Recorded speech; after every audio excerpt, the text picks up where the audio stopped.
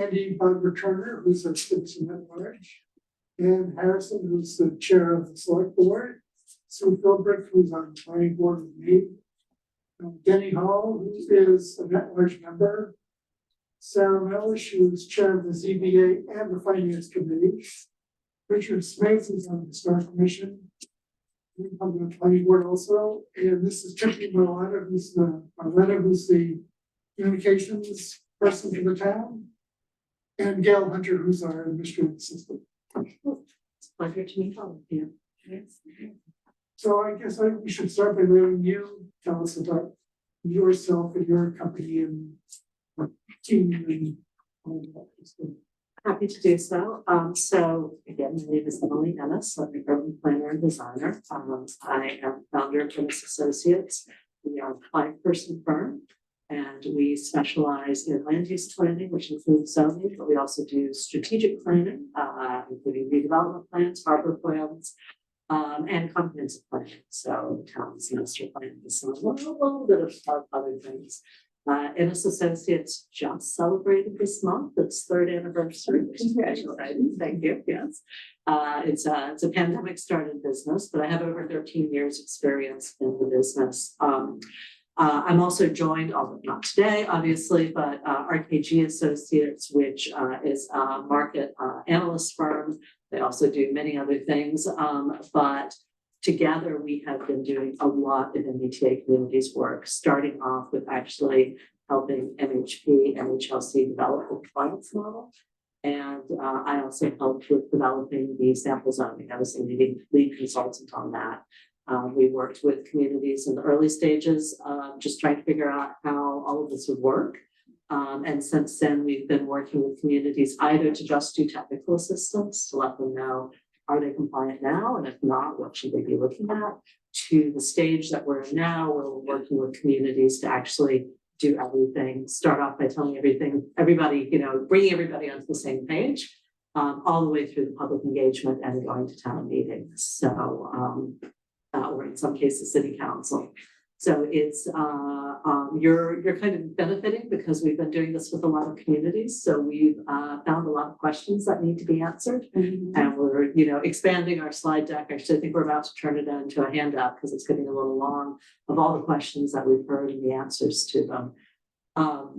I know that you all have already been doing a lot of work. So I have a standard presentation that takes you from soups to nuts, but I thought it might be more appropriate to start with what you've done first, what you know, and what questions you've come up with. And then I can either go through soup to nuts, or we can skip around the slide deck to be able to answer some of those questions. And then the other thing I want to do is talk about next steps in terms of community engagement. Again, I know you've already done some, so really like to hear what you've learned so far, what the things that you know that you don't know. We might get to the things that you don't know that you don't know. And also where you think there might be holes in the community engagement that we can fill so that people all have a base understanding. And then again, I know you've been testing districts. I know you've been working with MIT. It looks like you've been doing a lot of great work. I'd kind of like to know what you see as the next steps and how collectively the two firms, our combined teams, can help you get from here to where you need to be. So probably just start with the conversation. Why don't we just ask questions? You have your list of questions. Well, that's true, I do. Actually, there's a big overriding question that we need to get answered, which is how many acres do we have to zone properly? Because one thing from the state saying 37 and there's some 39. So I looked it up last night. It's 39. That is what is online. I will say that some communities are able to, they're looking at just zoning for the minimum number of acres. That does mean that you're making certain choices about density. And so other communities are looking at possibly zoning more because they can alter the density so it's lower in some places and higher than others. So while that is a minimum, you may or may not want to meet that minimum based on your other goals for how you comply, because the land area the unit capacity and the zoning are all intertwined with each other. So depending on the choices you make, that may grow or shrink the land area, but you can't go below 39 acres. So why were you told 737 at the beginning? Is that a typo or something? It depends on what you mean by the beginning. There was an initial round where people, where communities were given their targets, and then the HLC revised those targets. I wasn't part of that conversation, so I don't know how they worked the formulas on those. I can go and look at the existing formulas, but I don't know what they were to begin Well, I with. know originally it was 50, and then they said, well, because of the harbor and so forth, it's reduced to. There were certain smaller, so 50 acres and 750 units is generally the minimum, but there are certain communities, there's a couple of other mathematical formulas coming in, and so certain communities like yourselves are reduced below that. Why it went from 37 to 39, I don't know.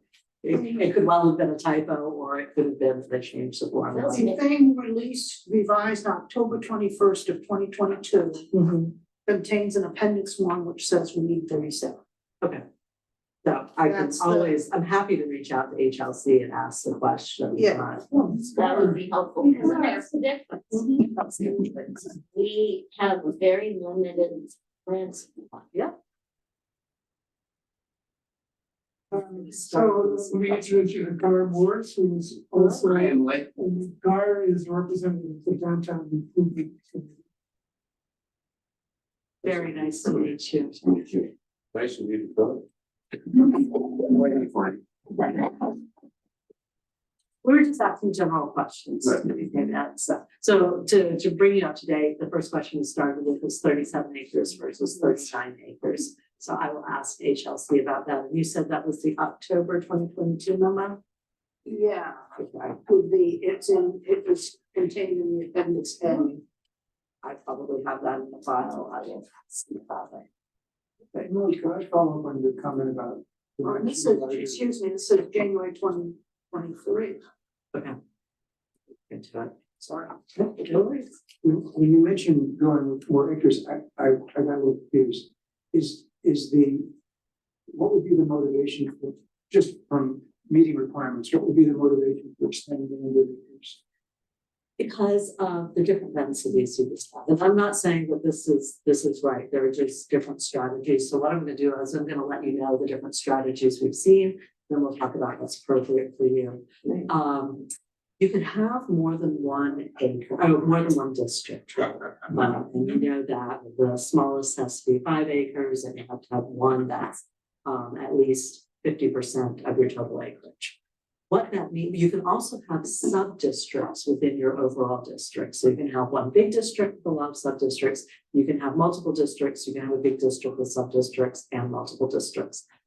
All that's to say is that allows you to vary the density in each of those districts or sub-districts. So as long as you have, you meet your minimum 15 units per acre, you can have one district that has 20 units per acre and another district that has, say, 10 units per acre. We put them together, but the acreage also affects how much your unit capacity is, right? Because you've got your geographic area times your 10 dwelling units per acre. That may not get you up to the unit capacity. And so that's what I'm saying. You might want more than 39 acres if you're varying the densities of your sub-acres. Exactly. But if the 39 acres averages 15, you're at the capacity. Well, so there's a couple of other things that goes into the geography, which is the excluded land. Yeah, Oh, okay, so if Yeah. there's excluded land in there, then you exactly. could argue them 39, okay. Yes, yeah, that's the other part of it. If we have a district outside the half-mile radius, can that be like at a density of 20 and then the one inside the half-mile radius be only 10? As long as you're getting to your 15 units per acre and the other components Okay. balance out, absolutely, you have those So options. it is an average It's an average, yeah. across the town, across all the districts. Across all the districts that you identify as your MBTA communities district. Is it an average balanced by acreage, or is it? That's where the geography comes into play. So there are 3 components, and this I can certainly work through on the slides, but you have your geography, You have your unit capacity, which is the number of units that are estimated to be here, and then you have the zoning. The zoning plus the geography produces that unit capacity. So, Isn't there something else with unit capacity if we want to preserve our commercial downtown? well, so that's a mixed use side. That's another question that we can have, because it certainly factors into it, and more communities are starting to think about that as well. So that might be a reason to have more acreage, if you count the mixed use area, Mhm. because that acreage doesn't, although we're zoning that acreage, it doesn't count. Yeah, so you're absolutely right. The mixed use area, if you're saying we're using our mixed use area to reduce the unit capacity requirements, that mixed use area is not an MBTA communities district. It's the other districts that are. So basically you're saying this, you're calculating that capacity, you're taking an offset from that capacity, applying it to your overall capacity, which reduces it, and then saying, okay, now we're going to zone these other areas. Yeah. So there's no incentive, just in terms of the law, just in terms of achieving density, there's no incentive to zone the commercial as residential at all. That starts, so you've got a really critical point there, which is the difference between the model and your goals for the zoning. And so, yes, absolutely. Because the model requires it to have the multifamily as a right, you may not want that in your commercial district. And so, Gar, we've just been through that, we really can't close that. We came up with a compromise to leave the door slightly ajar and have a sign. But I'm sorry. so the model is agnostic on any other uses other than multifamily, except for that mixed use provision to create. Right, so I understand, the town might want to zone commercial as multifamily. It gets no advantage as far as the model is concerned, in changing commercial to multifamily. Right, absolutely. So when Brookline's comes out with multifamily all in on Tower Street. With retail. Yeah. Okay, so that is a great point. So there's a couple of things going on there. One is you can have an overlay district. So that you're leaving the other districts in place, and just saying, we're gonna put an overlay that allows multifamily, and these are the conditions and all of that. Your other option is, and there's a lot of misconception around this, you can have other uses in your multifamily district. So you can have an MBTA communities district that has multifamily as of right and has mixed use, either as of right or special permit. What you can't do is mandate that ground floor use for residential. So you can have these options, but not a mandate. But can we mandate, let's say for the downtown, we're very protective of the commercial district. We'd like to be sure it doesn't alter into residences, but we'd love to see residences over the top of these things, which actually historically has been. I was wondering when I saw the Yeah. I came early, so I got a little walk around. Good for you. Yeah. It's good morning for it too. So let's say we make a commercial mandate commercial in the downtown. We allow for 2 or 3 stories above, and those have to be residential. And let's say, just to make the numbers simple, that would allow 100 units. Okay. So would that 100 units count toward our total units? No, because you've mandated the commercial ground floor. So you've got a couple of strategies you can do there. You can either do that for your downtown district because you want to do that for your downtown district, right? You want to have around mixed use. And you say that's separate from the MBTA Communities Act. The mixed use district that you're allowed to use as an offset has to already exist. So, so Well, it does. then you're fine. You can use that as an offset, so then it's not your MBTA. Wait. Yes, it has to be there. So that needs to be our next step. Right, which would be to change the zoning to allow for residential. So would then given that it's an existing commercial district, would the 100 count toward the total 580? Not with the mandated mixed use on the ground floor. However, because it's not an existing zoned. But It it's is, been it changed, is. If we change The the general zone, district allows multi-use. but it doesn't require multi-use, which is why someone's buying up the property and getting rid of businesses on some of the ground floor. so if we if you want change the to stop zoning in that. response to the MBTA mandate to say. It is allowed as a right to do this, to do the residential, it wouldn't count. That doesn't make any sense. All right. Hang on, I'm just taking a quick note here, so. Option, and it's funny, we just had this conversation last night with another client, so I completely understand where you're coming from. You have an existing district that is zoned for mixed use, correct? Yeah. Well, it's not but it's not mandatory, it's Right, just it's got anybody. retail on the first floor. Yeah, okay, And nothing's as of right, Sarah, right? It's, Yes. it is, right. it is right, the residential is. Yes, it's Okay. multi-use as of right in the general district. Okay, so no special permits. okay, well, in that case, that's your mixed use district. Yeah, Right. okay. So We have then to you, meet parking requirements and that sort of thing, and it allows. right, so then we can residential. calculate the capacity of that. We can calculate the offset of that, which is 25%. So say it has 100 units is its capacity. Then 25 units would reduce your overall total. And then what we do is figure out where we need to put the other units. It's 25% of those units, not those units 25% of those. Right. But Yeah. that's. But it does, it allows you options, right? You don't have to use it, you're not required to use it, but it allows you options. I'm still a little confused. Yeah. If we mandate retail on the first floor, is that we exclude the properties from being included regardless of what the zoning was before or after?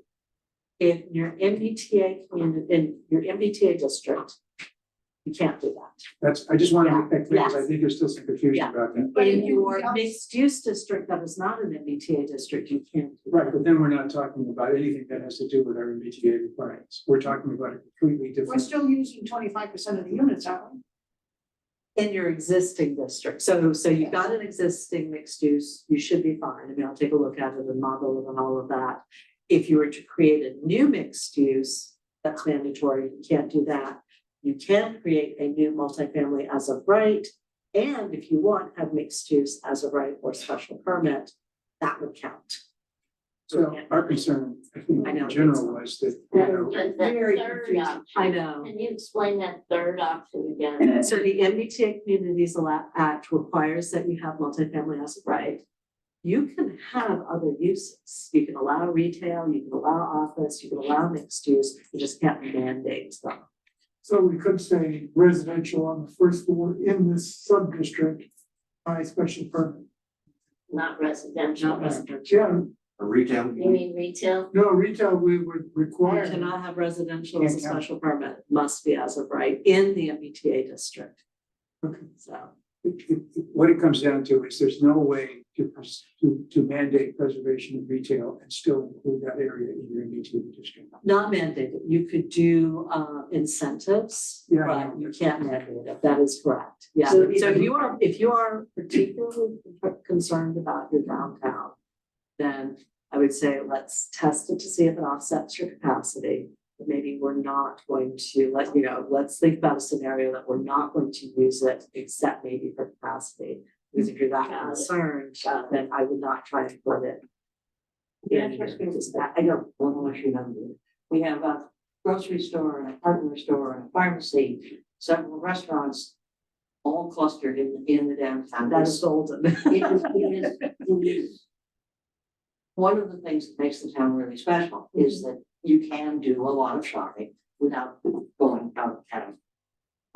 And I would hate to see somebody take us out of the grocery store, would make a terrific story.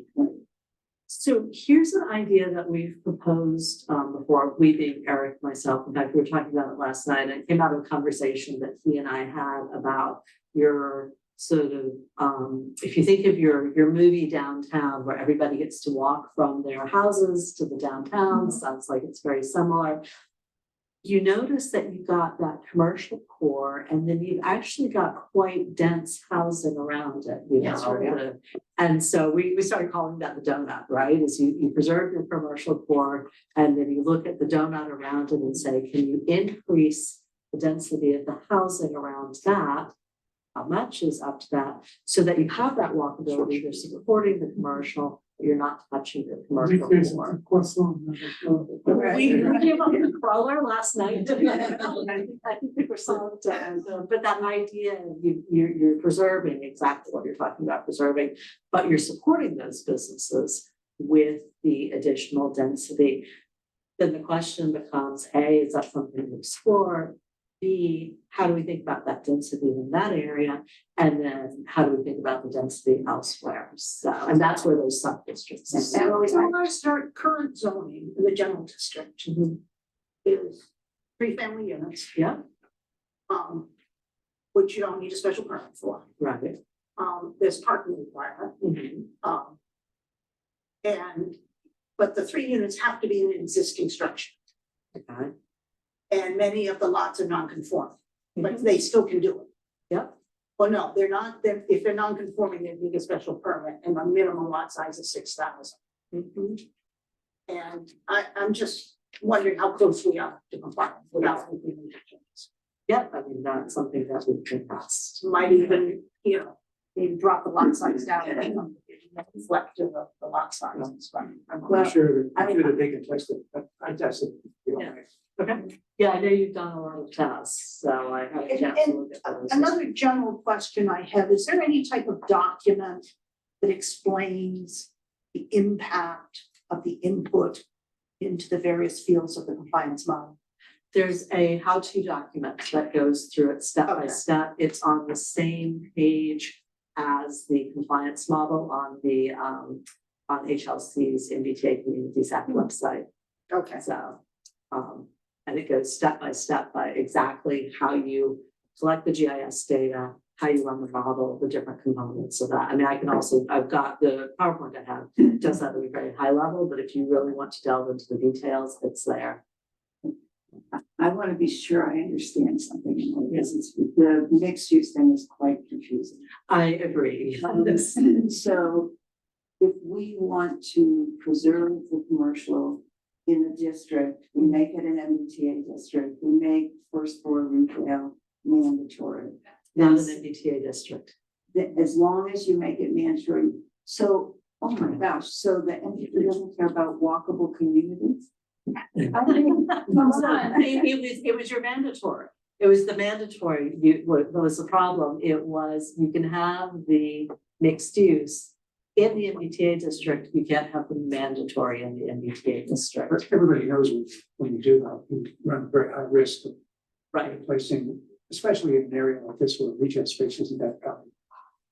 And that's So you why don't it doesn't sound like you're downtown. I mean, from what I'm Exclude hearing it from from all the of you, you should exclude it from the district is what I'm hearing, or that you'd like to exclude it from the district.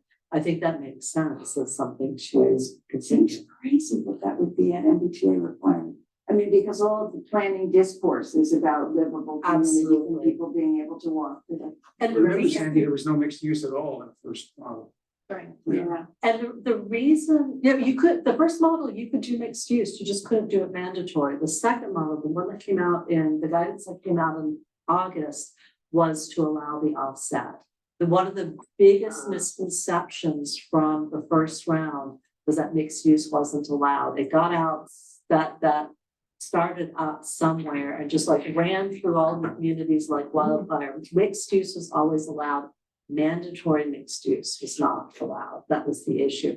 The reason that they did that, and it's the same reason for some of the other language about feasibility of not requiring things of multifamily that you don't require anything else, is because a lot of communities had put very restrictive requirements for ground floor use, and developers were trying to develop and found that they were ending up with vacant ground floor use because the market in the community wasn't enough. You'd get like a retail area that was already saturated, there was nothing coming in. So instead of having that walkable space on the ground floor, they had vacant space. So that's why they did it that But way. this is an existing place, so it's demonstrated, Understood. not new. Right, so they did not, unlike with affordability, they did not do the option of the economic feasibility analysis for mixed use.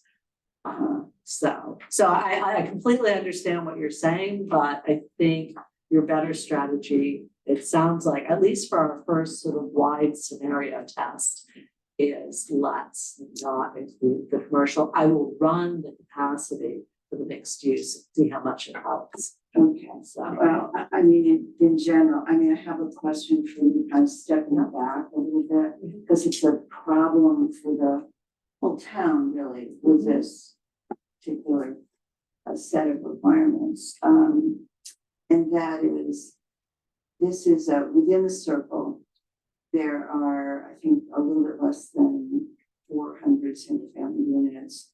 There are 120 some odd two-family units. And there are almost 300 units. There's some squishiness because of the way mixed commercial and residential country in the database. And then almost 300 existing multifamily units. And I understand existing kind of doesn't count, it's like the zoning. But the question to you is, we'd like to preserve those. We right, don't want to throw those in the trash, right? So how can we use this to protect those units? Never mind the historic character of the town.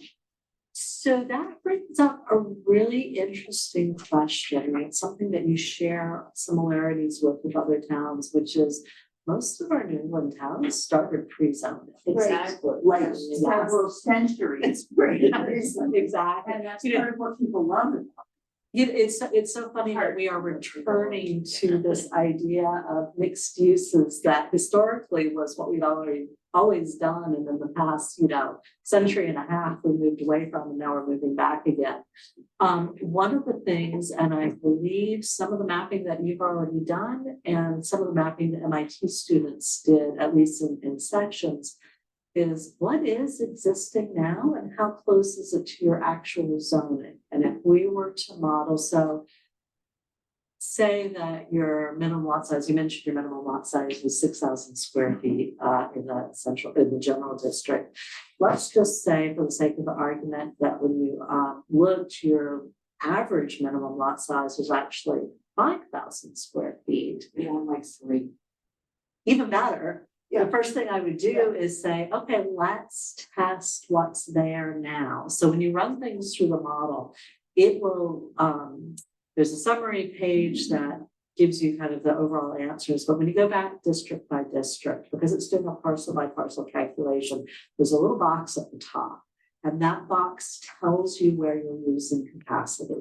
And one of the things it checks for is non-conforming lots. So you'll sit there and say, oh, I put in 100 parcels. Why am I only getting 5 units out of 100 parcels? That's ridiculous. And I'm exaggerating for effect. Well, then you go up and you find, hey, 99 of those parcels are non-conforming with the existing zoning. So that would be the first thing I check is let's look at the work that Richard's done, look at the conversation that we had today, and then I can say, okay, let's model, oh, look, half our parcels are non-conforming. Maybe we should start to do some work on that. And yeah. Well, in our town as a whole, 75% are. Oh, well, Steve, that answers that right away. So we So, have a lot of- That's Yeah. not an accident, that's done. No, Just another very high level. Are you working with other towns that have open town meeting? yes, yeah, good yes. question. And I just worked with one. Well, I just went through town meeting with one of them. We just had, Yes, you did. I was gonna ask you about we that. had a sorry. town meeting, the only zoning article was to change, we currently allow ADUs in outbuildings. Yes. For employees only. Mhm. The changes that were to be made was to remove the employees only and restrict the rental period to more than 31 days. That went down. Well, it passed, but not with 2/3. It No, it didn't pass, did it? It didn't pass, it needed to pass by 2/3. It was 256 to 165. It was actually pretty close to us. That's interesting. It didn't count as a housing article because it was. Too big, the ADU, We didn't restrict it to 900 square feet. Oh, okay, interesting. Okay, yep, all right. That makes So- sense. Yes. So that's, What I'm saying is that there is, you say blithely, you know, we'll just change the zoning here and we'll change the zoning there. Among the committees, we can get support. But the problem is, we have a big opposition already. Small, yeah. Well, a noisy opposition. I saw some, I saw some Start- signs starting starting to in see town. the I wasn't signs. sure if Those are brand new. those are brand new. But they are effective. Yes. And even though their number is small, they're very effective in distortion and, you know, I gotta hand it to them. They handed out this thing at town meeting that had a lot of false information in it. Took us all by surprise, too late to put together a coordinated response that people could understand. Right. On Saturday, Yeah. and so we're dealing with that and I think I'm going to interrupt and say, the other major Yeah, is affordable housing. yes. If we only do 10%, and some of our units are under 5, Mhm. we are going to go down in our SHI. Mhm. And we're already at almost half, Yep. We're at, oh, well, close to half. we're at 5.4 or something. Yep. Okay. And, that's going to. We would like to have an economic feasibility to see if we can raise that above 10. And we need strategies for, getting some contribution to the SHI from smaller developments of under 10 Yeah, units. so we have to get less than 5 digits in. All right, so EFA, the economic feasibility analysis, RKG does those, and they've been doing them for a lot of communities, so I can certainly have Eric talk to you about that and what that entails. I'm gonna walk backwards and then walk forwards again. I would love to see the piece that was given to town meeting. Just as an aside, I was a planning board member for 10 years. We were in a representative town meeting. I've certainly gone home after town meeting has voted down zoning, so I know how difficult it is. We can help. I was a planning board member in Milton, the town of Milton. Oh, brother. You might have seen about Sula Market. Yes. I don't live in Milton anymore. We moved 5 years ago, I think. But obviously, you know, I keep all my friends there. We keep in touch. But yeah, I certainly have my share of articles go down in defeat and articles that were successful. So I know how difficult. I want to interrupt here and say, however, the planning board has recodified the current zoning bylaw. That's fantastic. Yeah. We didn't get all the way through it, but every article that we present passed up until this. So as you know. Well, but there were a lot passed over Yeah. Yeah. Yeah, they were, because they were gonna go up in flames. well, I'm not sure that we just ran out of time. No, Yeah. Last year was a total. Yeah. Disaster. It was, As you know, when you get to town meeting and then misinformation is presented on the floor of town meeting, there's very little you can do at that point to counter, right? So if anything, so one of the things that we can talk about, and I wanted to make sure that we kicked off that conversation today, is I know you've already started a public informational strategy. I would love to talk to you about how well it's worked, what hasn't worked, what we need to do. We've been doing various tools to get people engaged and understanding what it is, countering some of the misinformation and what MBTA community that isn't, because there's still a lot out there.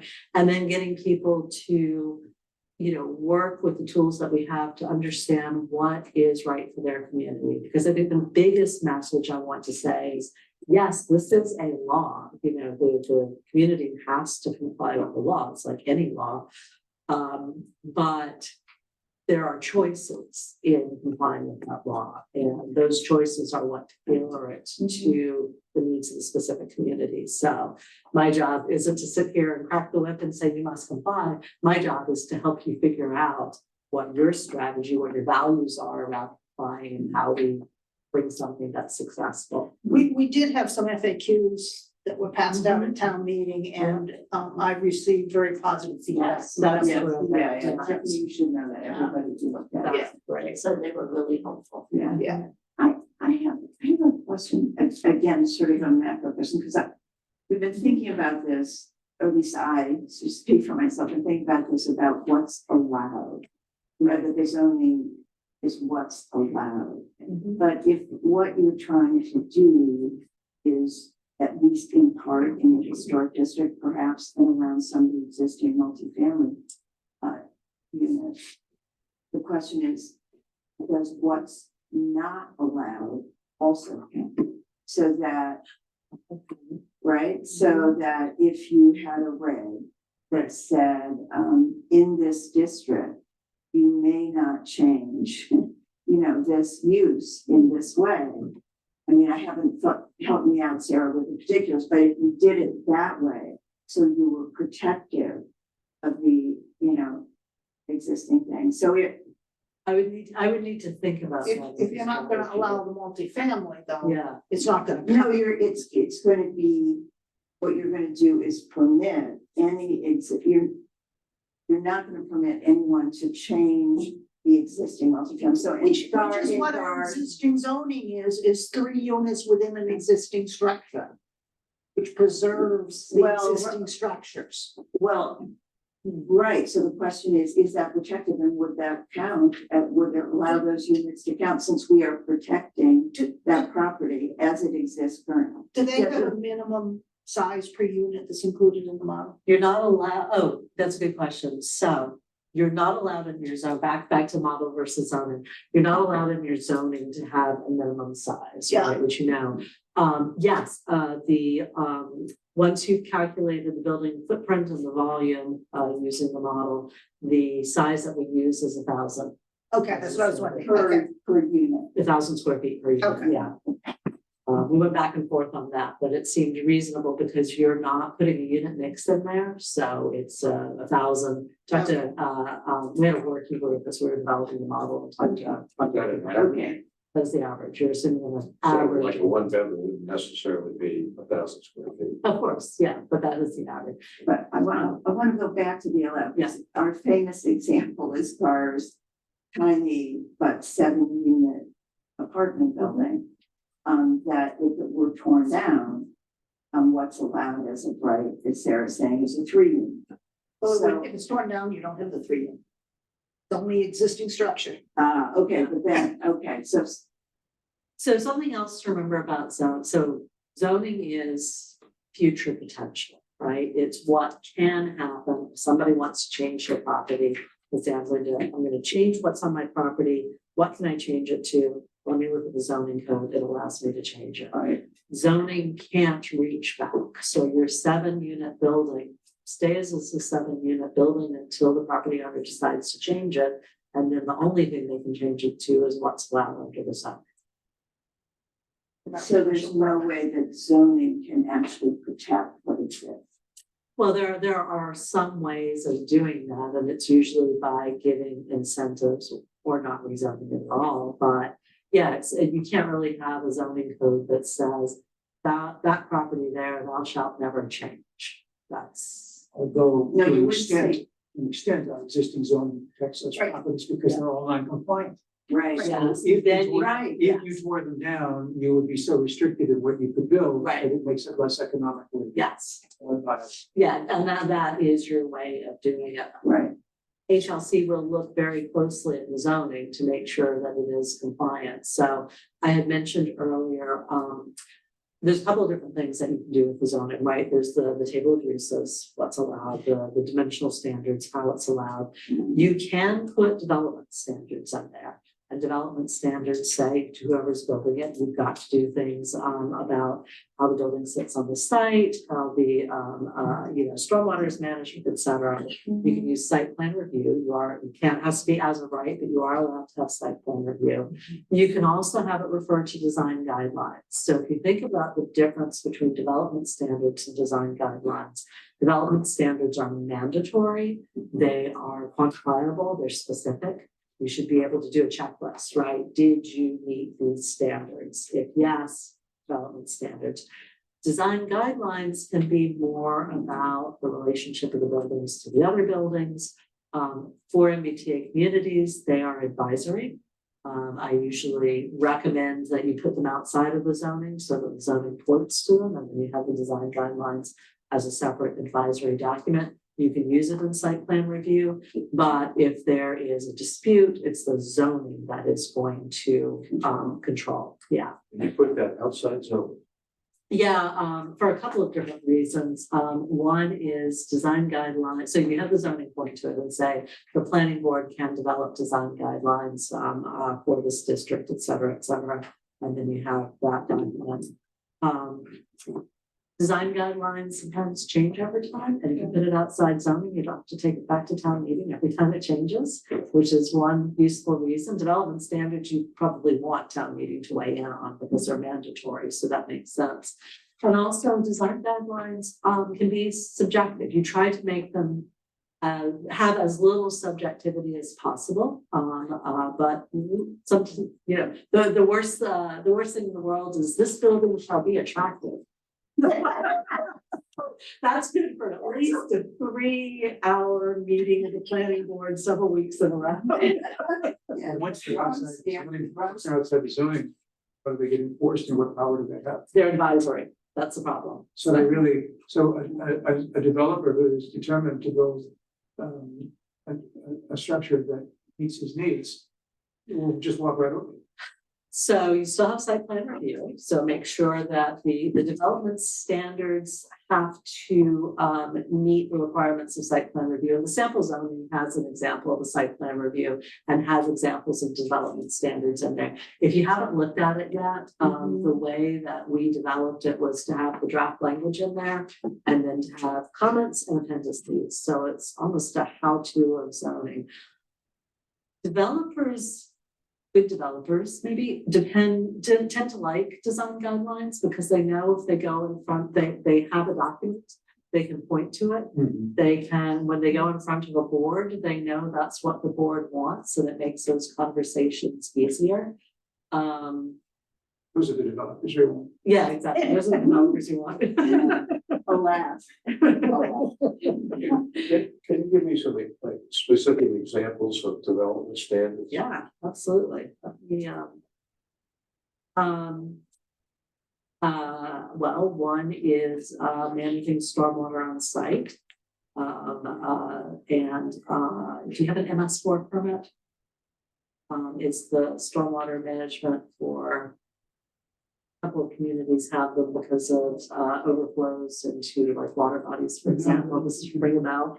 Before would that be before Concom? Yeah, probably. Yeah. Okay. I All right. think we have a lot of stuff before Concom. I think I've seen it. I'll look it up. It's something that we can I promise I won't actually I have to bring up the samples of things. Would the development center be, for example, parking and rear buildings? That could be, yes, that could be a development standard. Development standards, general development standards. Number of parking spaces?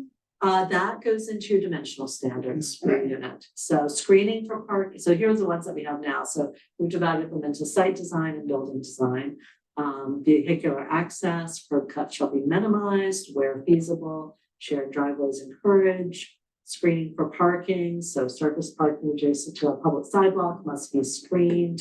You'll see in the sample zoning we have brackets around the standards. So for example, here it says screened by a landscape buffer of sufficient width to allow the healthy establishment of trees, shrubs, and perennials, but no less than bracket 6 feet. And that's because that depends on the community, right? Lighting, so light levels shall meet or exceed the minimum design guidelines defined by the Illuminating Engineering Society of North America.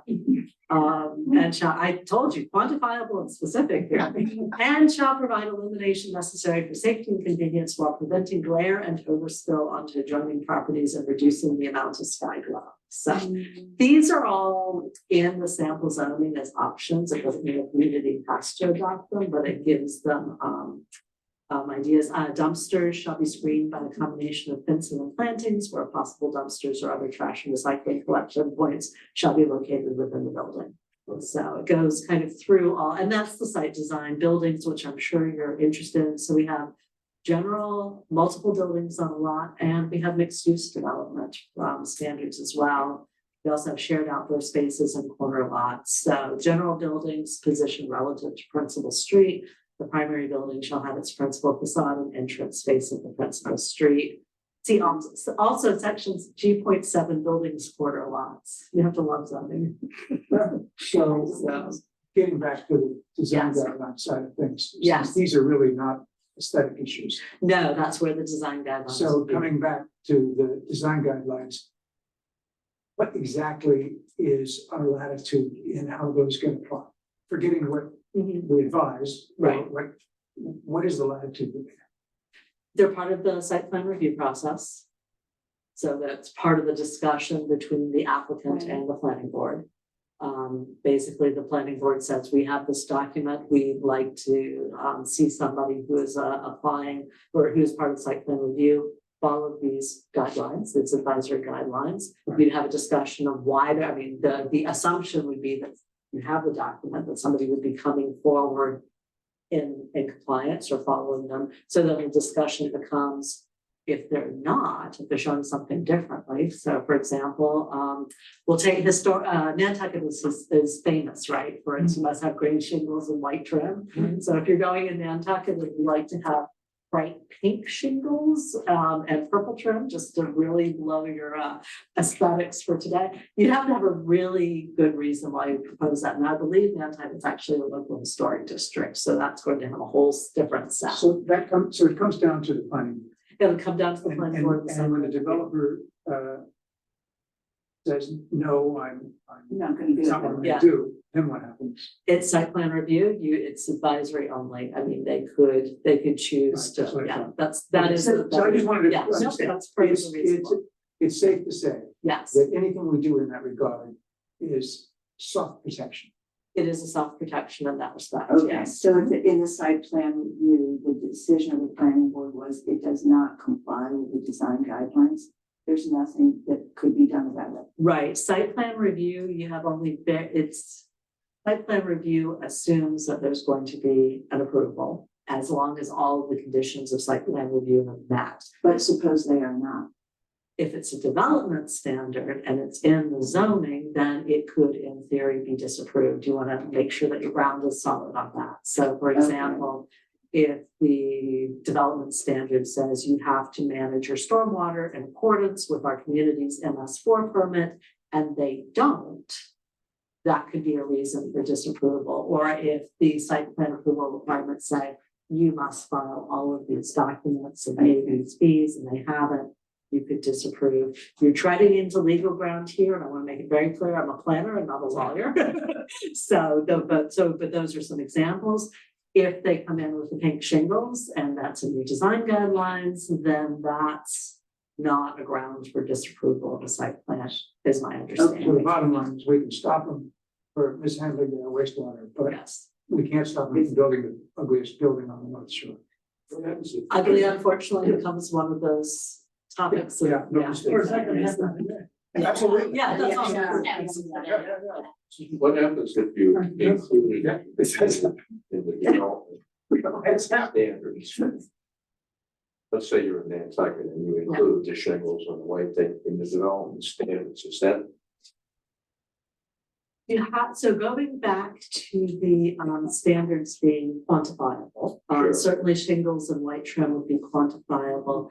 I would need to check in with that. I vaguely remember something saying that you can't govern specific materials within the zoning. But I would have to double check. It's been a Okay. while since I've checked I that. mean, I think it's the idea of looking at a bunch of, it's important, vast, Mhm. hardy plank as an exterior treatment would be a disaster in this town. I think. Mhm. Yeah, and I can understand your concerns, yeah. The cheapest exterior frame, the exterior application that you can come up with. So there's a question about. Do you limit site plan reviews for only over a certain number of units? Excellent, you can do, yeah, Okay. absolutely. So you're not, first of all, you don't have to have site plan review, that's community choice. And second, yes, we can set a threshold. Same with the affordable housing, same with the others, you can say Yeah. only for, you know. 5 units or more, or 5 something units like or that. more, Okay, whatever it is yeah. that you want to. I can't imagine subjecting residents of a 3-family to site plan review. Right.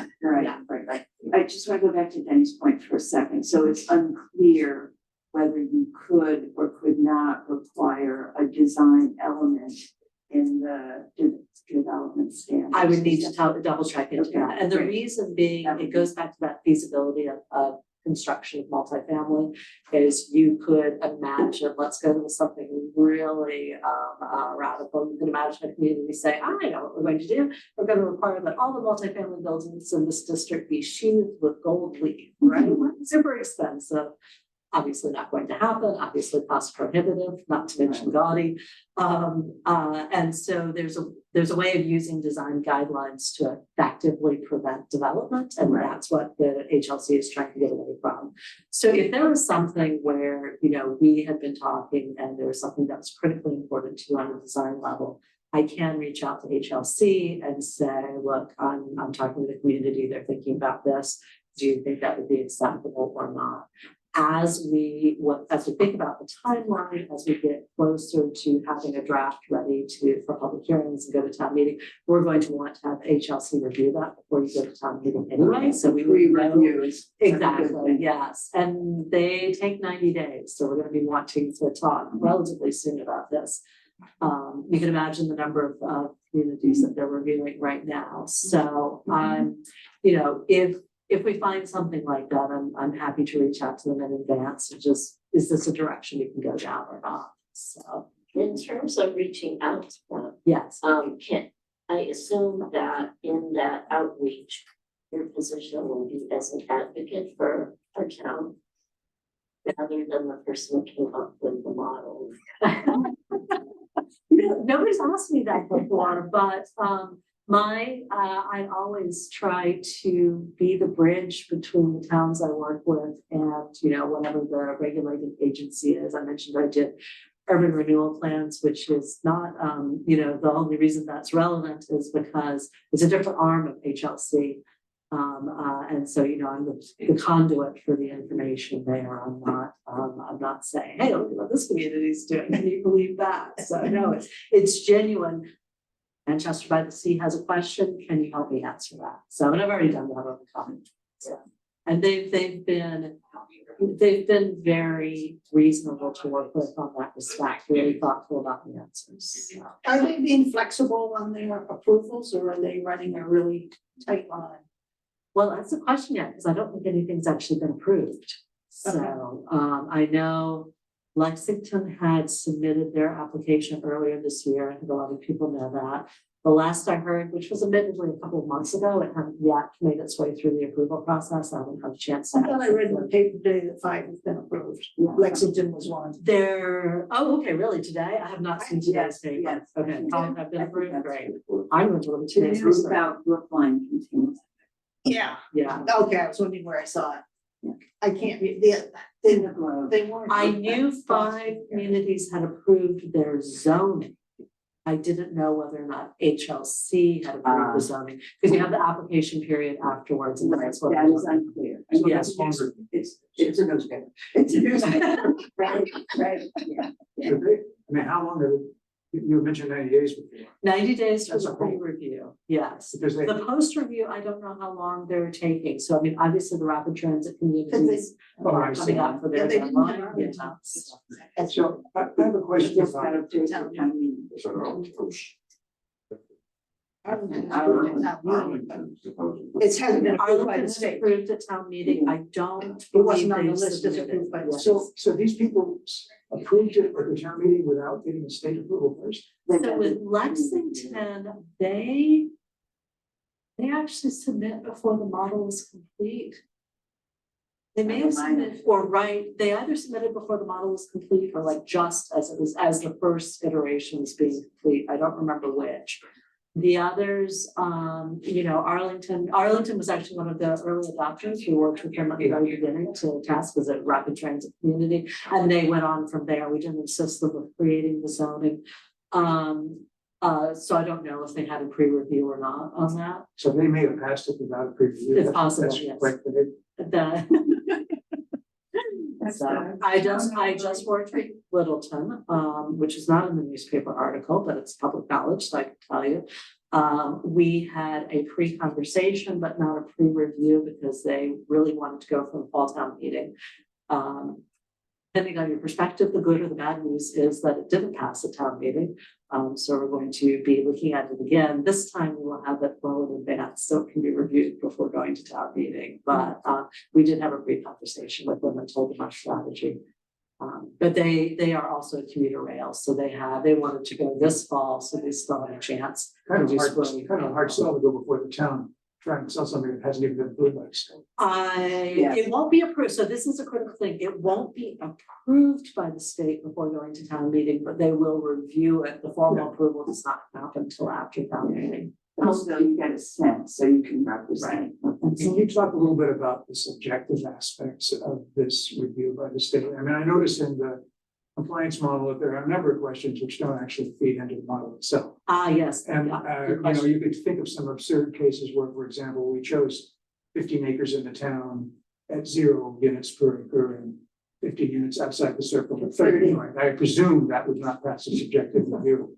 And you just. There was for how it works, so you have to submit the compliance model, the completed compliance model, you have to submit the completed zoning, as passed by town meeting, so they're going to be reviewing those.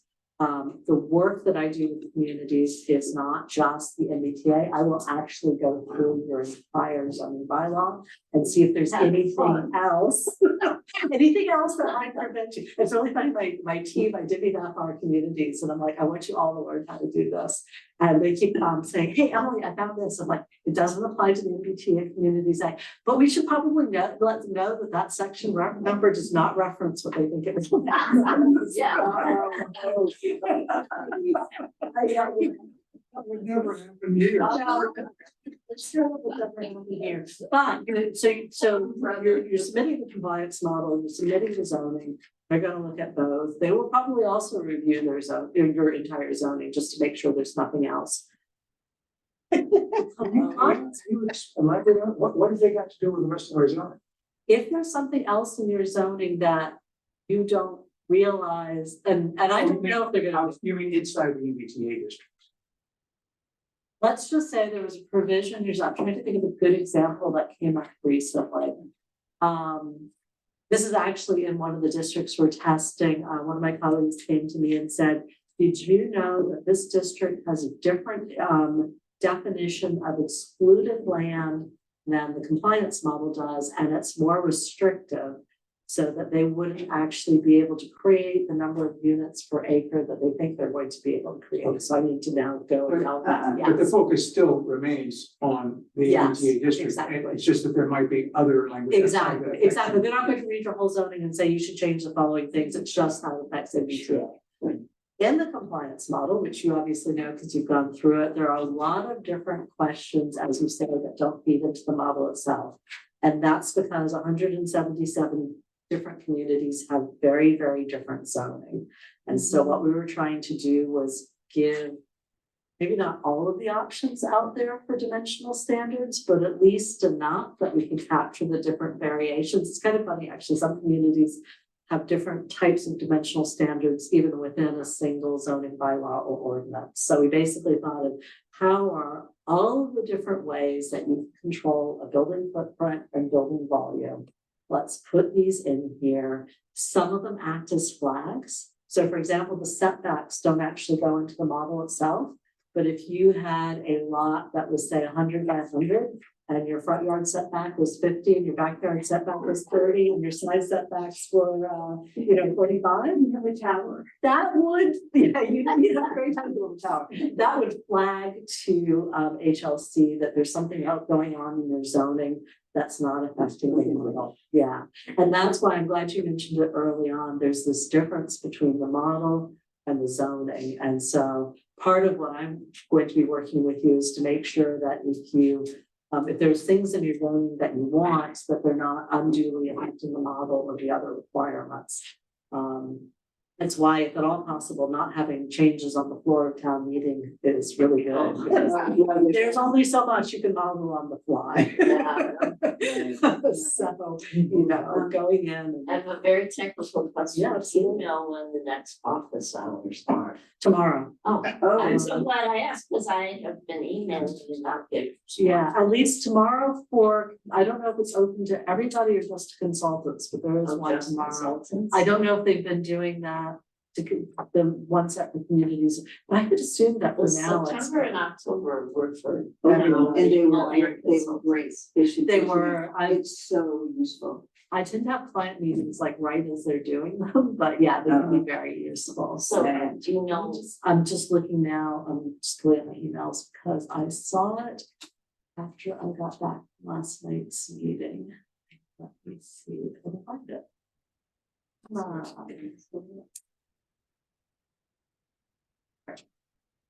I have filed it in a safe place.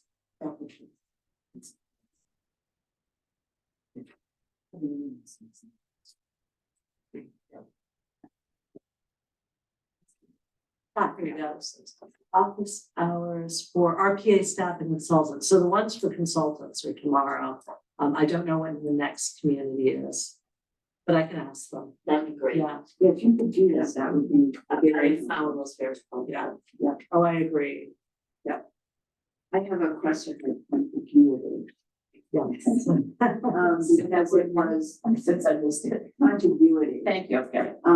which it was talked about at the last office hours that a number of us went to. Mhm. And it appeared, I came away with the impression, but it was, a little ambiguity around the edges kind of thing. That 5 acre minimum could be spread a bit so that you could have one area and you didn't have to have it all in one big lump. That you could have. Oh, okay, I'm gonna show you a slide. Okay, good. That would be We're now helpful. getting to slide discussions. Let me just pull it up. It's the right one. It's back here. Share my screen now. Because I think the time has come, and I'm actually, sorry, I change glasses. Only so much you can see with those on the computer. All right. Because it seemed that there was some, what the gentleman who was, the representative of the House of Livable Communities was saying is that, was that there was some flexibility, there was some subject to. I think it's extremely plain. Yeah, so There was some, but it was more practical, so that's one. There you go, yeah. There was an example of districts and sub-districts, they seem to be, the sub-districts seem to be able to be apart from. So anyway, you that's may one have- little bundle of questions. yeah, you may have seen this before. These Yes. diagrams actually came out of my model. So contiguity is all of the lots are next to each other. You can cross streets. So to make your contiguous lots, Yeah. you can't run down the street to connect them. You can't be creative about that. However, if you see this sort of five-way district, five-way intersection rather here, Mhm. you could create a contiguous area Around around the yeah, intersection. around the intersection. We had that in Brookline, I think, actually, we had that configuration. So, If on the brown set, yes, you included what appears to be the sort of the north side, Mhm. the lots immediately on the road where it's, yeah, so if you So- included like this area no, here. not the whole area, just one lot. Like, Yes, yeah, there, yes, you could connect that would them. be okay. Yeah, because you're connecting parcels. The town only has to be one person. Okay, That's Say correct. again, one question. The bridge only has to be one parcel wide, but it has to be, can it be like if you're at corners? You know what I'm saying? Kitty corner, yeah, Yeah. yeah. So that you can, Mhm. okay. So So, what's connecting those two grounds? nothing. Nothing at the moment, but street you could, sidewalk. you could connect So it doesn't count. like that. Or you could do the 4 parcels that are on the south side there too. Yeah, or you could do 4 parcels on the other side, yeah, absolutely. So you can draw the districts fairly precisely. I snapped into the parcel lines, yeah, absolutely, you can absolutely do that, so here is the, I don't know why it's giving me that. Here is the next one, so this is about the sub-districts, so this big green and blue mass here, that is considered to be one district. And it's got 2 sub-districts, and that one is a green sub-district, which is on the other side. One is this blue sub-district. Now, this is a really good example of how you can think about changing density requirements. So let's just say that this was a primary street here and a primary street here. Doesn't look like it based on the size of the streets, but we'll go with that. You might want your taller buildings on the primary street, right? So your green sub-district would allow for greater height. Let's reverse it and say that these are your primary street, but it's your commercial district, the one you were just talking about. And you want to keep the commercial on there. You don't want to have that hurt. So maybe you allow a lower density here and you put your higher density in the middle. As long as all of this averages out to 15 dwelling units per acre, you've met the requirement. But it doesn't have to average out in that. If that's the only district, yes. Yeah. But if that's one of 5. Right, so if that's districts- one of 5 districts, yeah, now, here's where it gets kind of tricky. So this is actually illustrating that you can't say, oh, my district's on this side and on this side, but I'm ignoring the other plan. You can't do that. You can't purposely exclude it. However, it's also a good way of talking about, actually, I've got one. Well, it's also a good way, and this is a better one of talking about how your excluded land actually affects what's going on. So here's we'll call it a 10-acre district. It's 2 acres of the 10. If your required unit capacity is 150 units, this 10 acres is fine. You've got 150 units. Your zoning allows for 150 units over 10 acres, 15 dwelling units per acre, you're compliant. But if you have to have 150 units, you've got 10 acres. 2 of those acres is excluded land. 15 dwelling units per acre on 8 acres is only 120 units. You're not compliant. You're not meeting your 150 units. If that's the whole district. If that's the whole district, yeah, we'll Right, just pretend okay. it is for the moment. What you would have to do is increase your density on the 8 acres to offset the fact that you can't count the park. So there are some things that we can do as we start looking at your districts. Where is the excluded land? Do you need to use it for contiguity? Can you draw it around it? Though these are the conversations that we'll have. In this case, you could have just learned. You could have drawn around it and then you would have had your And then 8 you would have acres. But then you would have had your 8 acres And and you can find 2 acres something. you find stupid, right, you can't have just 2 acres, because it's too small, you have to find 5. Sure. And that's why I was talking at the beginning about 39 might not be the right number for you. Because let's say 10 was the number, but you really wanted it in this area, now you've only got 8. You have to find 5, so now you have 13, even though your minimum is 10. But the bottom line is that if you add more acres, you're adding more units. Yes, you're adding more units, but you might, depending on how you're adding those units, be dropping your density. I understand. Yeah. The total units will be going. up. Yes, yeah. So that, and this actually little diagram talks a little bit about that, where if you're talking about your zoning, you've got a large district, but you've got restrictive zoning, you've got a low density, you're going to have fewer units that come out of it. If you have sort of a little bit of an almost medium-sized district, you have medium permissivity, the permissiveness on the zoning, medium on the density, you're going to get more units. If you have a large district, you have a very permissive zoning, very high density, you're going to obviously get a greater unit capacity. So it's the interplay of these that we would be looking at if you're interested in doing sub-district. Could you please run that through again? Sure, absolutely. So large district, restrictive zoning, so low density, so maybe it's 4 units per acre instead of 15. And you're gonna have a lower unit capacity, you're gonna get fewer units out of it. You reduce the district size, but you increase how permissive the zoning is. You have a higher density, maybe you're at 15 dwelling units per acre, maybe you're at 17, whatever that is, you're going to get a greater unit capacity. And then if you have a large district, very permissive zoning, very high density, that's your highest. Yeah.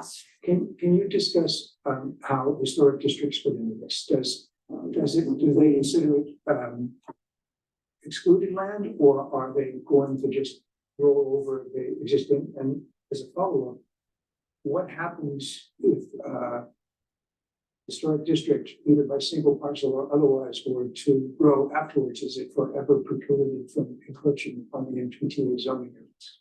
So you ask a great question, and it applies to a number of different things. So MBTA Communities Act does not change conservation requirements. It doesn't change the Wetlands Act. It doesn't change the building code. All of these things still apply. So let's say you had a parcel in the district that had, either wetlands on it or part of the wetlands buffer. They're still going to have to go to Concom on that. For a historic district, it depends on whether it's just national register district or whether it's a local historic district. But those are outside zones, so they would still apply. I think the one question would be is in Community Acts, can the Historic Commission stop the multifamily use, or are they controlling the multifamily use? If the local historic district had somehow had a local historic district that said, nope, you can't do multifamily here, that I think that would raise a question mark if it's about the aesthetics, et cetera. I believe that would be fine. I had a question into HLC about it the other day. That's demolition. I'm really interested in. So you can still do the demolition delay. Certainly, I'm assuming you have a demolition delay by law. We do not. Put it down, Which is terrible. about Interesting. 7 years ago. But demolition delay doesn't really have anything to do with the historic district. I'm still confused. Putting aside the fact that, let's suppose the historic district doesn't care whether you use your historic house as a one family, two family. Right, exactly. The question is, when I look at what the compliance model does and what it requires, it is antithetical to, it has nothing to do with what's already on the property. Right, exactly. So Yes. what is so let's suppose that we included portions of the historic district in our MBTA district. Yes. What does that mean to us? Does that now mean that a developer can come in and replace that building? And if he can't, how did the state allow us to include that in a district that had a higher density than currently? So the question is going to be, how do you zone for it? You're absolutely right. The compliance model doesn't care what's there now. So that's moving us into zoning. So the question becomes, what are your zoning requirements? Are they such that the one that you have now, where you put the 3 families into an existing building, which does lead to a protection for that existing building? Are they large enough that somebody could say, you know what, I don't want to keep it because I actually want 10 units and the zoning allows me to do 10 units? We don't know if you're going to do that yet because we're not there. So I guess the question then becomes, it's back to what I mentioned earlier about your community values. How do you want to set this up? I think a lot of communities start making the mistake of zoning by compliance model. I'd kind of like to flip that around and say, what would you like to do? And then let's see if that works. And then if it doesn't work, and I especially think it's because you guys are so far ahead because you've already been doing some of this work. If that doesn't work, what do we need to change to make it work? That's exactly the first question. Our job really is to take the values that have been outlined in the master plan and housing production plan and see how it's possible to comply with meeting those values and reply, make a response to the MBTA. I'll point to you like a double response. Go for it. Yeah, please. This is why I'm here. So let's just, the historic district has, the historic district It's local, right? It's not. local historic. It's not So we- federal. And there is prohibition against demolition of those buildings. Okay. So how would the state be able to allow us, I'm assuming that we included any portion of that, what's that going to do to the subjective process? I understand that in terms of the compliance model, it's not gonna care. Right. What's the state gonna say when they see that an acre of our land is historic? Are you allowed to have multifamily use in it? We are, but they wouldn't come up with 15. So it reduces your density, so you're going to have to increase your density elsewhere. Yeah, but, I would have to but model. that to wouldn't see be in the what- model. Well, it would, because we created a sub-district. We'd say this area has a density of 5 units per acre, this local historic district, I mean, if you want to include it, right? But you don't Yeah, I have to understand, include it, I but understand. so sub-district A is a local historic district, it's creating 5 units per acre. So it's bringing down your average, so you're going to have to increase it somewhere else to get back to your. But the historic district doesn't limit the number of units. Right. Right, but it says something about design standards and how the building is looking. And it can't- requires- And they can't Ah. be demolished. That is an interesting one. So we're working, actually working with the community, which is the. I'll leave it nameless for the moment because we haven't talked about the strategy in public yet, but it is one where the use is limited to the footprint of the existing buildings. Yes, here. We are actually going to try. So you can override, there's an override function in the model that you can use. It's meant for public property. And what it's meant for is to say, this public property is excluded, but we, the town of X, have a disposition property process in place to dispose of it for housing, you can put it in there. But it does allow you to try some other things and put in some notes about that.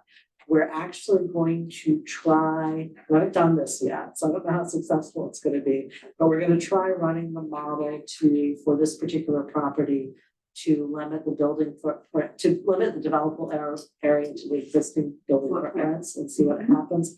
We could try that for this one as well. I think that'd be really interesting. And then we'd be saying, given the existing building footprints and the existing height limitations. Well, no, it's the existing buildings itself, so we'd have to use the existing stories. So say you had 5 2.5-story buildings at 5,000 square feet each, just make it, oh, actually it's footprint, right? So it'd be 1,000 square feet each, just to make the math easy. You get 5. Yeah, I think we could try that. I think that could work. And you think you can put the number of units in there too? Yeah, no, I would do that. I would develop the unit capacity based on the existing buildings and just see what it looks like. Right, and you, just want to be clear, so the existing buildings unit capacity. Yeah. Yes, okay, Yeah. great. Not what they have in them now, right? They might be single families. Right. What their capacity would be if you allow multifamily, but within those building structures. Yeah, okay. So can I go one step further and talk about deed restrictions, and maybe easements over property, there's some public care about that? Is it sounding? No. Then it does clear out. So we have one very interesting property right next to the train station, which is a bunch of condos. Commercial condos. So and maybe the condo association doesn't allow residential development, but they might care about that. Actually, I talked to Quinn about that last night. And that kind of deed restriction has a timeout. What's that mean? A timeout. What's timeout? Meaning that it lapses. It lapses. And it lapses about 30 years. And it's been there for about 40 years. 1984. So it's lapsed. So the deed restriction was lapsed. But would it matter anyway? What you're saying. Oh, yeah, I guess what it does matter. What does it sound for? It's zoned for. It's general, commercial- Mixed use. So it's allows mixed use. Yeah. Make it a multifamily as of right?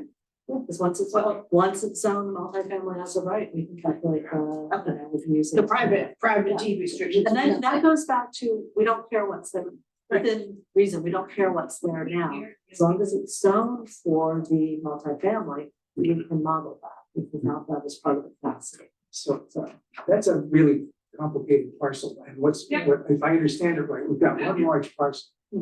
We've got some commercial which we'd like to preserve. Okay. We've got a lot of other space that we wouldn't mind seeing developed. So what do we do about that?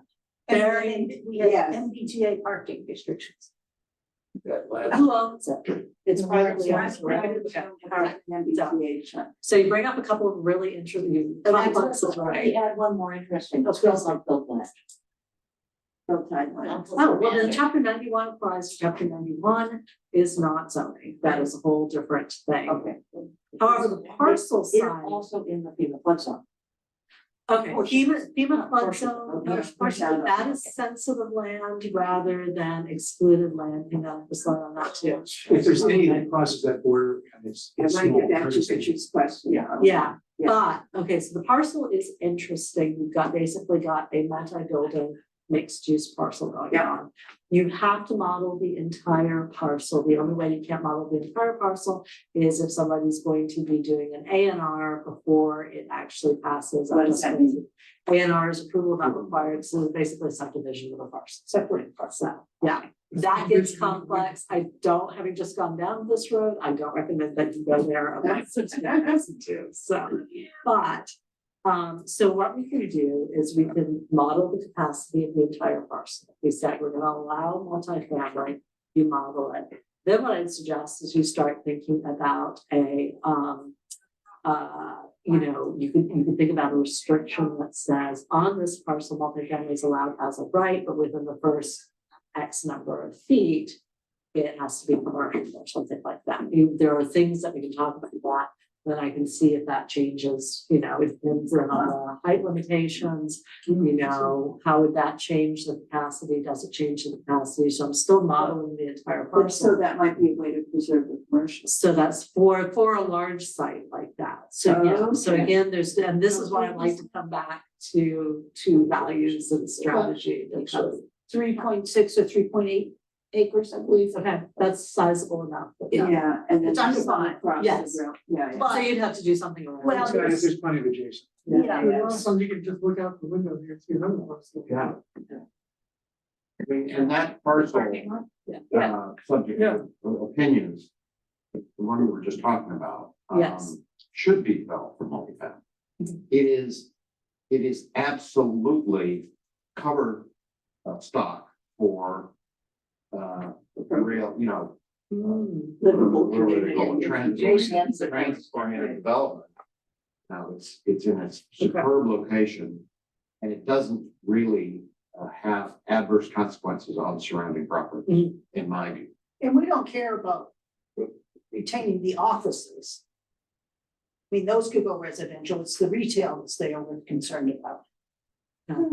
Right. I think primary, well, I don't know.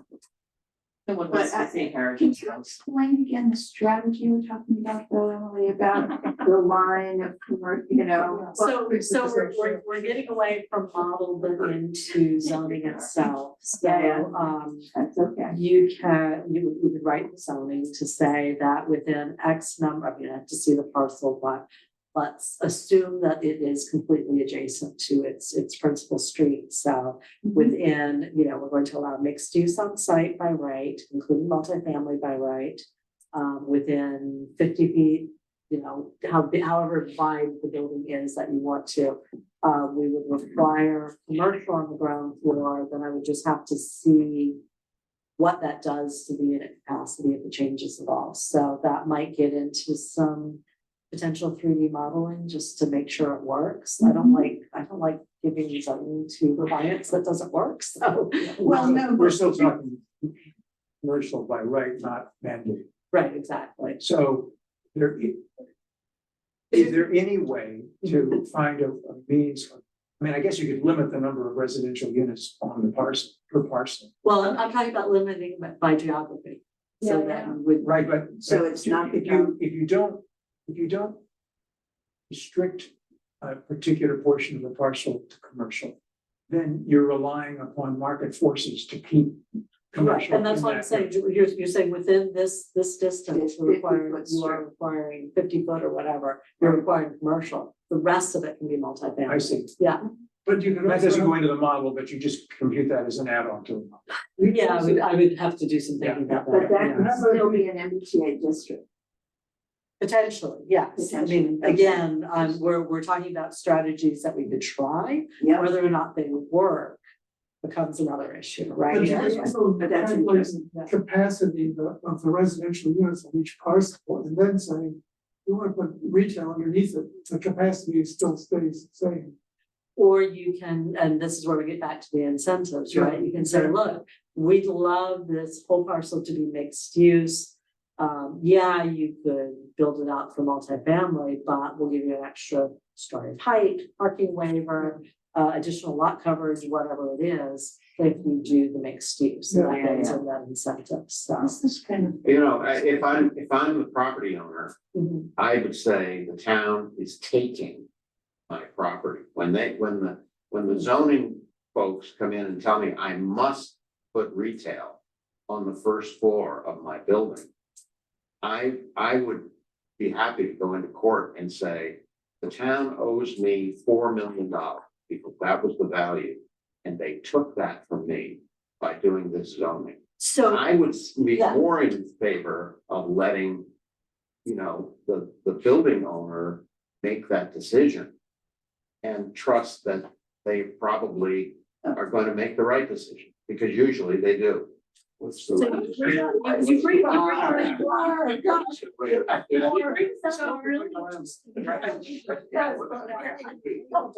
The right decision is to do the economically favorable and property quality favorable action.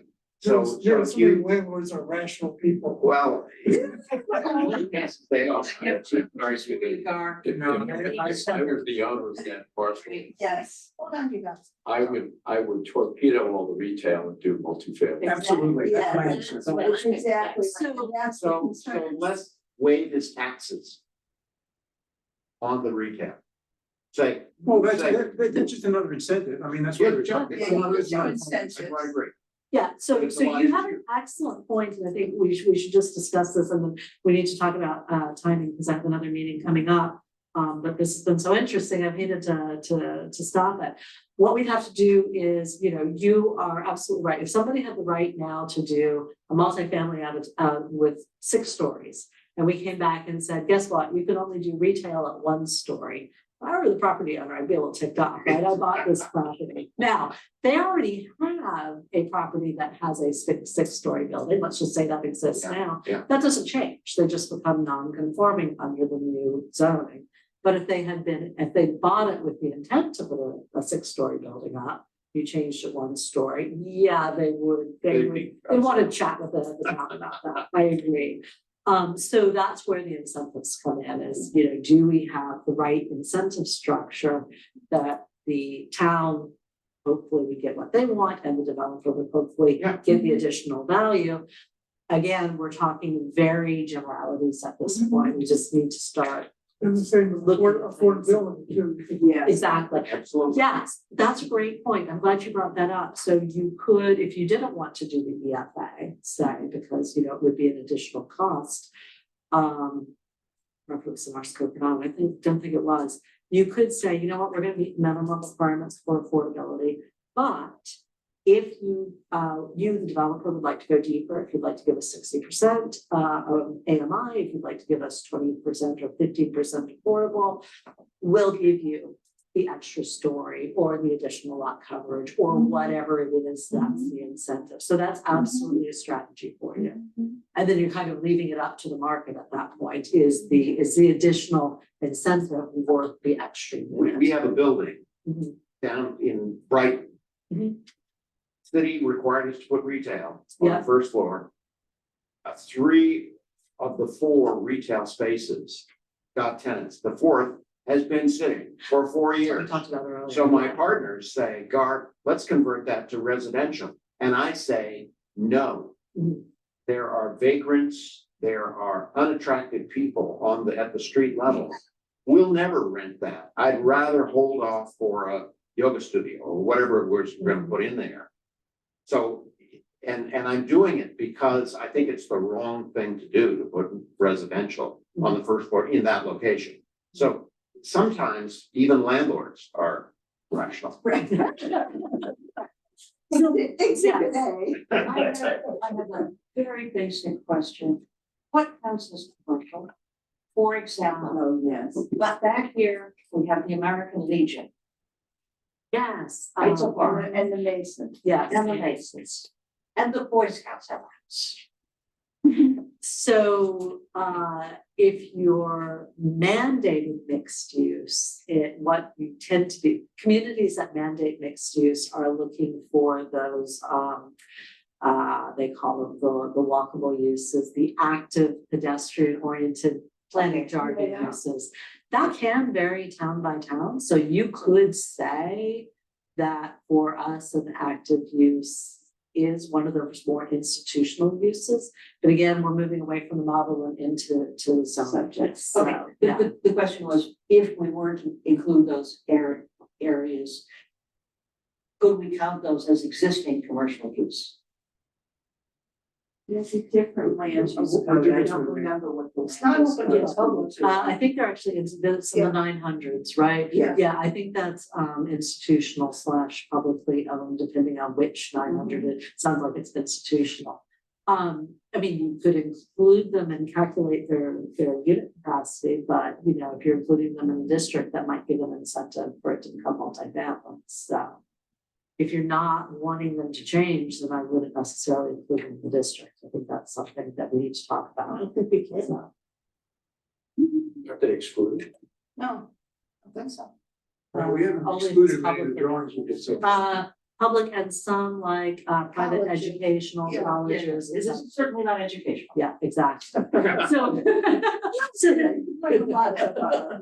so, so there's a couple of things I want to wrap up with. I did want to check and see what you wanted to do about a first public meeting. And you know, I was holding a couple of dates in my calendar. We are getting into the holiday season, just you know, I know.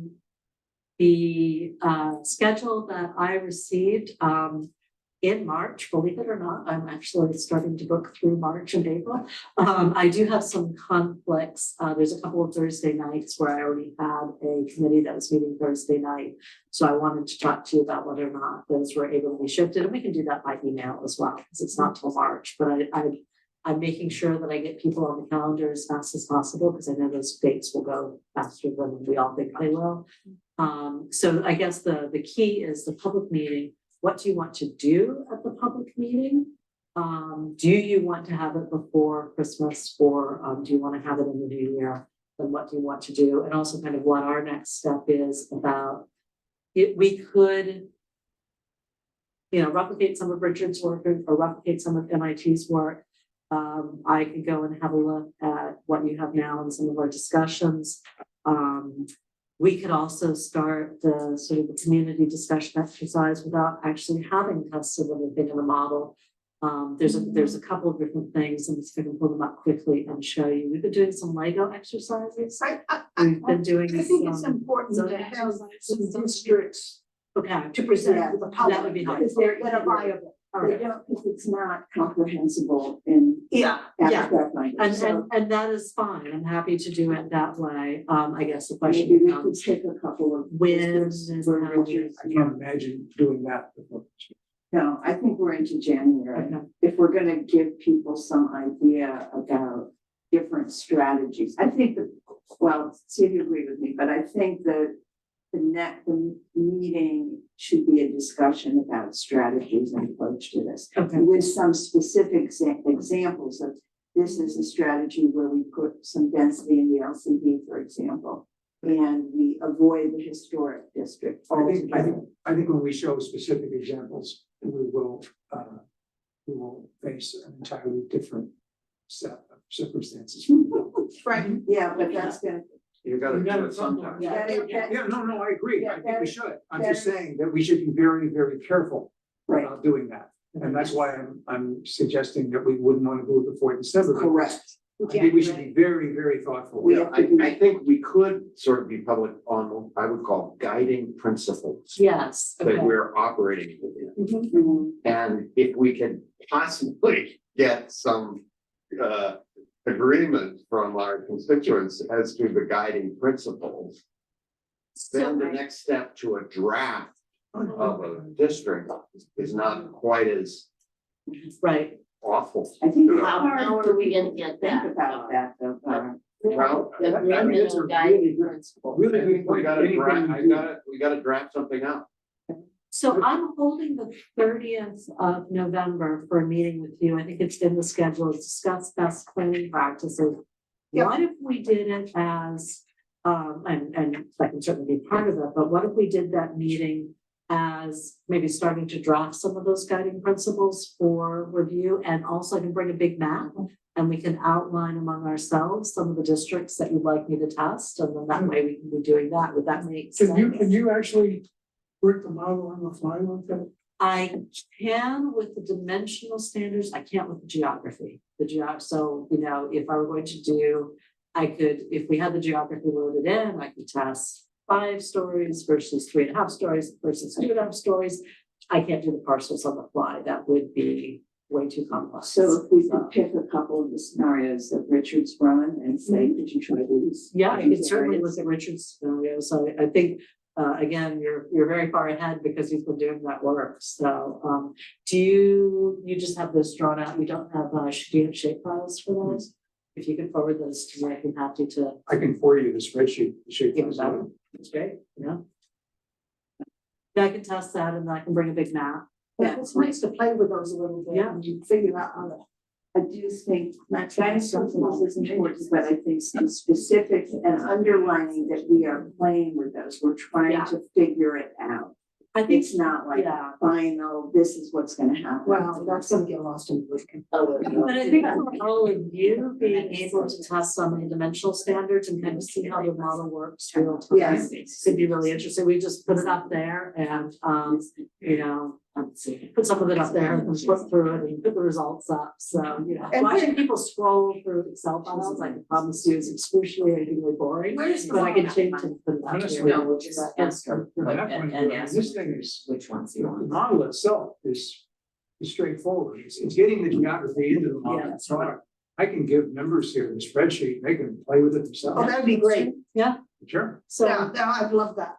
So then what I can do is, because you've got your maps individually, I can also bring a big map that has all of them mapped together on one big sheet. So we can push the tables into the middle Good. and sketch it, and then we can also play around with the dimensional standards and see what that looks. I think that would be instructive on a lot of. I mean, we can get multiple maps and we can have them laminated so you can work on them and then Wow. erase them and fix them. Yeah, tell us what you want and we'll do this. Oh, Okay. great. These That's pencils. fabulous. So one observation on what you were just describing, 2 stories, 3 stories, 5 stories. 5 stories is gonna be like the blowing up. Oh, yeah, no, that was, So don't yeah, even no, mention no, five. I'm happy. Are you telling me everything's already breaking out into five? Maybe not in the LCD, that was fine, you're right, you're right. That was a very good point. Thank But you. if we're Yes. talking about, Yeah, because we think that we have like 22 acres up in the LCD. Yeah. Which we're hoping Okay. to somehow leverage to. Yeah. Decrease the density downtown. I will say you all are not alone and not wanting 5 stories. well, it's something we've heard loud and clear. That is, that, you know, They that's. say, don't make us red Tool Street in Yeah. Beverly. Yeah. So getting back to something we asked you about earlier. Yeah. We had, if we had 20 acres outside the circle, 10 units, 20 units per acre outside the circle, and 10 inside, that's not gonna raise any red flags. It still depends on your geography. I mean, if right? I average the 50. So here is your slight rainfall, which we haven't talked about at all. You have to have 40% of your area within the station area. Yes. You have to have 40% of your units within the station Oh, area. okay. Wait, it gets slightly better. That is 40% of your area, of your total area, not your minimum required. So for example, say you decide you're going to do 50 acres instead of 37, your 40% is on the 50 acres, not on the 39. Now you've got me confused on the numbers, 39. So just remember that I will be watching for that. Yeah. So that would be an incentive to have more land. Yes. We could add 10 acres outside the LCD. That would shift some number of units to the outside the circle. It would, but then don't forget 40% of your total units. So if you have 100 units, 40 of those have to be in the 40%. stationary. So if, let's say, we're six hundred total? units to make the mass. so Is it yes, the what minimum? would have to be inside the circle would be 240 units. Is it minimum required units, Yeah, so it not doesn't help at all. It's 40% of your total. total required? No, Oh, no, total that you come up with. Oh, Very few okay. people, very few communities have been able to come to their exact required units. So it's 40% of whatever you have as your total capacity, your total estimated capacity. so 40%. What I think it's that. no, it's not the I just had it in my calendar for the 30th. What is there, have you already set a time? for Well, it? I have two times, I have 11 o'clock and I have 6:30 in the evening. I have 6:30 in the evening on mine. However many units we come up Yeah, with that's in our our district. Or entertainment. Capacity. Okay, so it's 40% 6:30. Great. I see, okay, but let's say we're coming up to exactly the number. And then I can take I the asked about 21st of 600, December let's say off. it's 600 units is the total. Before Then we Christmas. have to come up with 240 within the circle. Right, so then that limits the amount you can shift the density Is the inside. most and recent outside. one online? Right. Yes. But if it's only 43%. Good. Thank you for reminding me to ask that. I had On the a outside and 10 inside. client once at a year, we've The been in acreage is project for a multiple year, we similar. almost done, and they said, oh, your zoning analysis. It's gonna be a And I lot of said, iterations. But I did it with your most recent zoning, it's online, right? And I said, oh, no, the most recent one's in the town clerk's office. I have a printed copy downstairs if you need a printed copy. That would be awesome as I well. can get that for you. Okay, great, thank you. When we can't say we're not gonna have a public meeting on September 21st, I'm worried a little bit. I think more public meetings is better, even with respect if you're not there. Because what I live in fear of a town meeting where somebody said, why didn't anybody tell me about this? Well, if we focused on, if we had a public meeting and focused on guidelines Yes. and strategies, I think and stayed away from specifics. Yeah. That was my Yeah. only worry. It's the last travel day, you have this not crazy. Yeah, Yeah. my worry was the number. of Are people we talking we about had. having a meeting that's Yeah. open to the public on the 30th, right? All our meetings are open to the public. Yeah. I think December 21st is a really bad day. Okay, It's the last possible I think travel day people- before Christmas. okay. You're not gonna be able to travel on Friday. There's no point Well, having another meeting unless we get good attendance. It's true. How has your attendance? We had 60 or so the first. Okay. The one that was outside was very well attended. The one that was virtual was maybe 20 people on. That 20 is pretty good. That 20, I have no exception with. I think that if you do another one, those 20 people will bring one or two people with them. So I think that was a great start. Okay. Well, you know, We've also done, some community outreach with, we had a carnival here and we had a table and, Answer answering out an questions FAQ. and- And because right now we're really just talking about the definition of the law and what the state's requiring us to do. We don't have anything more to give people yet. So it's sort of just bringing them along, teaching them about what we're gonna be working on and sort of the approach to the board and the values. We've been talking about that of the community. So phase 2, I feel like, maybe after the holidays, we're planning hopefully to have some more concrete examples and ideas. But Could we have a chat about what you've seen so far and Sure, what might yeah. work and then Yeah. maybe some dates, so I know along that. And there's some presentations that Tiffany and Chris did in front of the Sue. Yeah. In Yes. front of the council on Council on Aging. Aging. That'd be great. There's one scheduled for January for the Manchester Club, which is a local Scrivener's.